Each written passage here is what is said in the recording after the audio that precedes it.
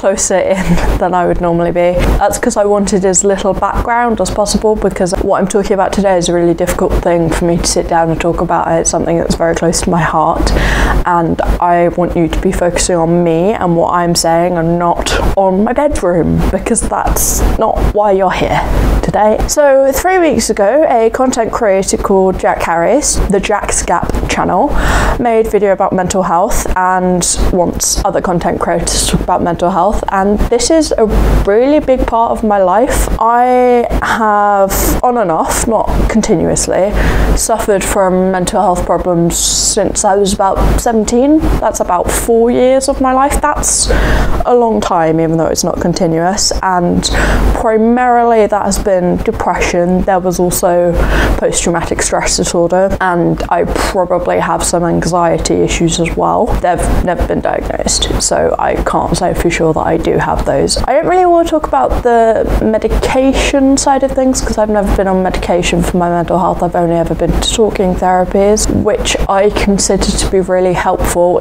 even if it's not a permanent solution. It just helps you get through. And I mean, I guess it's not a total surprise to you guys that I have mental health problems, because I have lots of self-help books that I use in the videos. For example, the Managing Your Mind book is based around cognitive behavioural therapy, I think.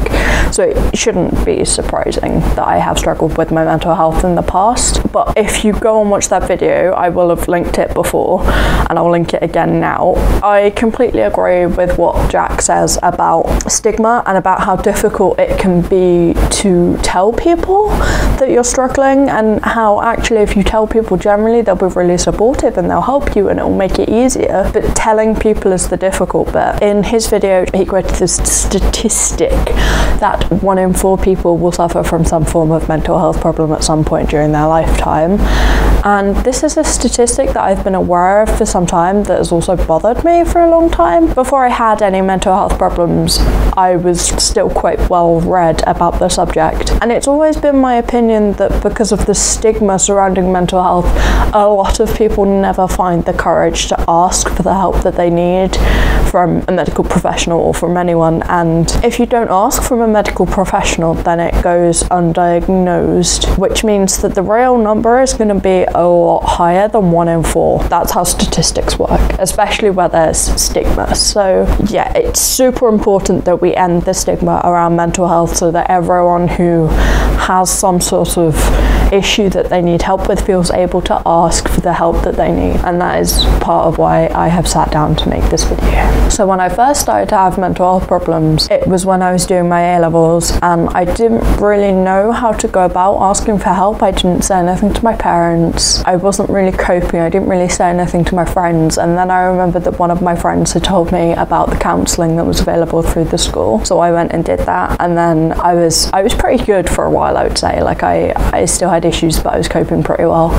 And then I came to university and the stress levels just went straight back up and I stopped coping quite so well. But I mean, it's important to remember that mental health is down to flaws in chemistry, not flaws in character. And ultimately, you know, you're not going to be perfect. That it doesn't mean there's something wrong with you. You know, life is a process, and getting to where you want to be in life and becoming a person you want to be is all a process. And in some ways, social media really doesn't help, because all that ever happens is people show the most positive side of their lives. I don't know, you don't want to broadcast that kind of vulnerability to the world, which is why it was difficult for me to sit down and film this. I'm in no way saying that you shouldn't broadcast that vulnerability to the world. If you have a space where you feel safe to do that, by all means do. I would recommend going to 1 or 2 people that you know in your life, or someone that you don't know but that you respect and trust to give you good advice. Those would be my recommendations. And on that note, if anyone feels like I would be approachable for mental health, because obviously I'm not going to judge you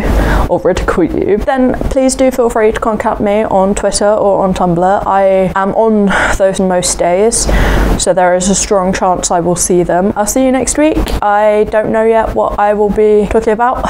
Hopefully something more cheerful. Bye bye.